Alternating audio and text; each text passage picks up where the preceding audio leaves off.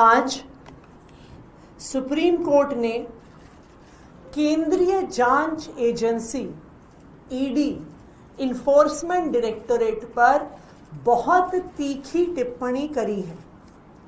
आज supreme court ने ED से पूछा कि क्यों ईडी राजनीतिक हथियार बन रही है, क्यों पॉलिटिकल बैटल्स के लिए ईडी का प्रयोग हो रहा है। ये केस क्या था? ईडी ने कर्नाटका के मुख्यमंत्री की पत्नी को समन्स भेजे। जब उन समन्स को चैलेंज किया गया तो कर्नाटका हाईकोर्ट ने उन्हें क्वॉश कर दिया, लेकिन फिर भी ईडी सुप्रीम कोर्ट पहुंच गई हाईकोर्ट के आदेश के खिलाफ। ये पहला ऐसा मामला नहीं है जहां पर सुप्रीम कोर्ट ने इतनी तीखी टिप्पणी केंद्रीय जांच एजेंसी इस पे करी है। जब अरविंद केजरीवाल जी को सुप्रीम कोर्ट ने बेल दी तो इसी तरह से सुप्रीम कोर्ट ने तीखी टिप्पणी करी और कहा कि केंद्रीय जांच एजेंसियां पिंजरे में बंद तोते की तरह हैं और अरविंद केजरीवाल जी की गिरफ्तारी एक दुर्भावना के तहत हुई थी। तो सुप्रीम कोर्ट बार बार ईडी को, सीबीआई को कह रहा है, बार बार ये टिप्पणियां कर रहा है कि इन केंद्रीय जांच एजेंसियों का राजनीतिक कारणों से दुरुपयोग हो रहा है।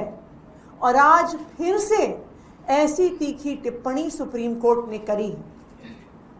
हम पिछले कुछ सालों का ईडी, सीबीआई का, केंद्रीय जांच एजेंसियों का इतिहास देखें। संजय सिंह जी को एक एक करके सबको गिरफ्तार किया, लेकिन 1 रुपए का भी प्रोसीड्स ऑफ क्राइम केंद्रीय जांच एजेंसियां नहीं दिखा पाई। इसी तरह से झारखंड मुक्ति मोर्चा के नेता और झारखंड के तब मुख्यमंत्री हेमंत सोरेन जी को भी ईडी ने टारगेट किया। टीएमसी के अभिषेक बैनर्जी को टारगेट किया। आरजेडी के पूरे लीडरशिप को ईडी ने बिहार चुनाव से पहले अलग अलग केसों में फंसाने की कोशिश करी। बीआरएस के नेताओं पे केस किया। एक एक करके सारे विपक्ष के दलों पर केस किए जाते हैं। विपक्ष के नेताओं को परेशान करने की कोशिश की जाती है और यह सिर्फ एक राजनीतिक साजिश है। इस बात से पता चलता है कि ईडी पहले गिरफ्तार करती है। ईडी के पास, ईडी के केसेस में पीएमएलए में बेल का कोई प्रावधान नहीं है, जेल में रखा जाता है और जब सुप्रीम कोर्ट बेल दे देता है तो उन केसेस को अगले चुनाव तक ठंडे बस्ते में डाल दिया जाता है।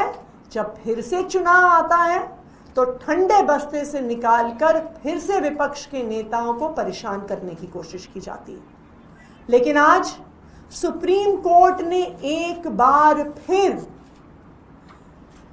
केंद्रीय जांच एजेंसियों को, सीबीआई को, ईडी को एक्सपोज कर दिया है और दिखा दिया है कि किस तरह से भारतीय जनता पार्टी और उनकी केंद्र सरकार इन केंद्रीय जांच एजेंसीज का मिसयूज कर रही है। Thank you.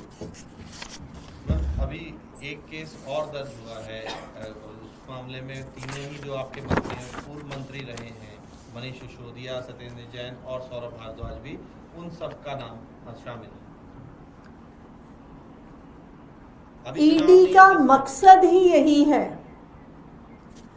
कि पीएमएलए का प्रयोग करते हुए गिरफ्तार करो और जेल में डालो और फिर जब तक सुप्रीम कोर्ट मामला नहीं पहुंचता है तब तक जेल में रखो।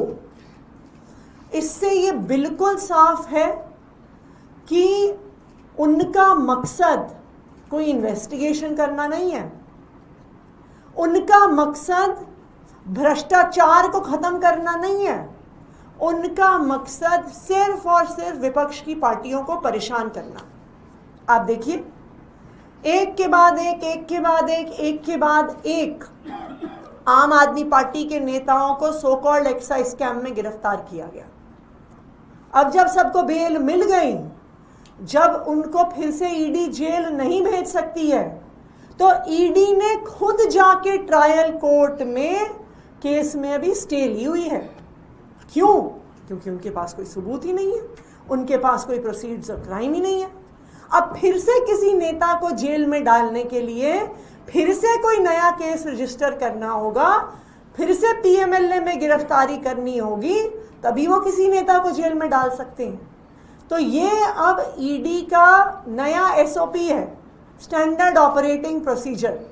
नए नए केस करो, उन केस में नेताओं को जेल में डालो, जब तक उनको सुप्रीम कोर्ट से बेल नहीं मिलती है उनको उस केस में जेल में रखो।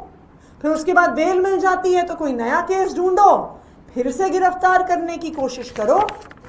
परंतु आज की सुप्रीम कोर्ट की टिप्पणी ने ये साफ कर दिया है, एक्सपोज कर दिया है कि इन जांच एजेंसीज का मिसयूज हो रहा है। भगत चंद्रा हॉस्पिटल विश्व की सभी आधुनिक और बुनियादी सुविधाओं से परिपूर्ण एक world class multi speciality hospital Mahavir enclave Palam डावडी रोड पर स्थित साउथ वेस्ट दिल्ली का एकमात्र मल्टी स्पेशलिटी हॉस्पिटल, जहां 24 घंटे आपकी सेवा में उपलब्ध हैं वेल क्वालिफाइड डॉक्टर्स और हेल्पिंग स्टाफ। डॉक्टर CM भगत द्वारा स्थापित भगत चंद्रा। खबरों से खबरदार रहने के लिए चैनल को सब्सक्राइब करें और प्रेस करें बेल आइकन।